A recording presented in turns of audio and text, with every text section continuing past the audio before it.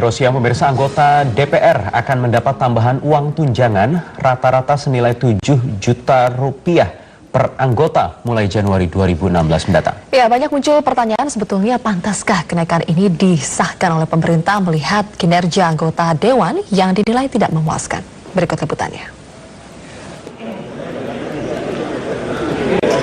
Januari 2016, para anggota Dewan akan menerima tambahan tunjangan hampir 50% lebih besar dari tunjangan sebelumnya.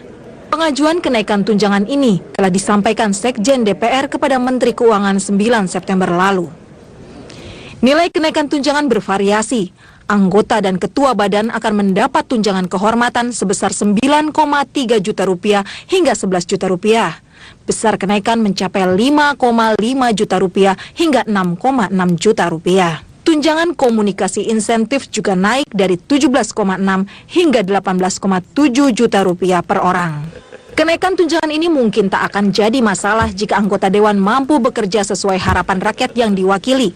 Namun nyatanya, setelah setahun bekerja, dari 37 rancangan undang-undang yang menjadi prioritas di tahun 2015, belum ada satupun yang disahkan menjadi undang-undang.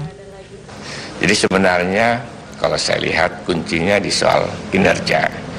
Bagaimana kinerja DPR ini kita tunjukkan baik, bagaimana DPR ini bisa merebut simpati masyarakat, bagaimana rakyat merasa DPR itu mewakili pikiran-pikirannya, aspirasinya, maka nggak ada masalah sebenarnya kalau soal-soal kenaikan tunjangan dan sebagainya.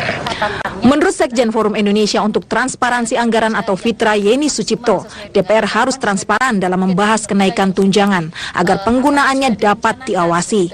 Yeni menilai kenaikan tunjangan juga harus diikuti dengan kinerja anggota Dewan.